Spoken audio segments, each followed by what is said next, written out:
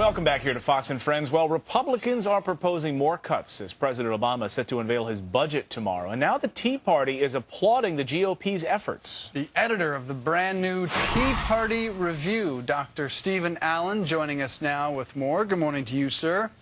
Good morning. We want to hear more about the Tea Party Review in a moment, but first, your reaction to the power of these freshman Republicans who are really listening to the Tea Party movement and saying that's not enough, cutting 30, 40 billion from the budget. We want more. We want 100 billion. John Boehner and company going right along with that. Yeah, I mean, you have to understand that per family in America, the deficit is $19,500 for 1 year. It's $182,000 in national debt. It's millions, literally millions, 1.3 million to 2.4 million at least, in unfunded liabilities of the government. Those are promises the government has made that it doesn't have the money for. If you don't do something about spending, if you don't do something about this debt, we are headed off a cliff, and people realize that. Why aren't more people involved in the Tea Party? I mean, it sounds like a common sense approach to government, cut it down a little bit. But in a recent poll asking this question of whether or not Americans identify themselves as a Tea Party, only 14% said that they saw themselves as a part of this movement. What does this mean? Well, there are all kinds of different definitions for what it means to be a member of the Tea Party movement, a supporter. A lot of people, you ask them that, and they go, well, I don't know, I haven't actually signed up for anything. That's one reason we have the Tea Party Review, in fact, is so that there is something people can subscribe to in this case, and sort of it's a way of becoming a member of the movement.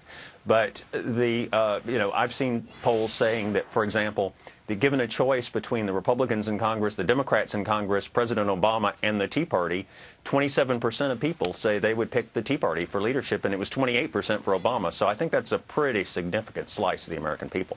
Dr. Allen, the movement has been very resistant to structure, to a real leadership platform, to the conference that took place. They said they were just trying to take advantage of the party. Do you fear that having this official magazine might meet some resistance? People that say we don't want a real clearly defined party.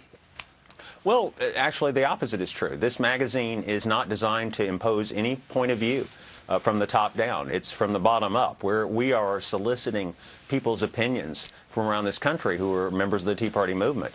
We want to provide a forum for them to work out differences in policy, and you're going to have differences. People outside the area of debt and taxes and big government, there are a lot of issues out there that the Tea Party members need to address and educate themselves about and debate about and discuss these issues to come to sort of a platform over time as it develops. But it won't be us imposing it. Okay. I just want to make sure, we want to get you out of here on this. Who's the editor of that? I mean, do all voices get heard in that magazine, or are people being selected, and these are the things that get published?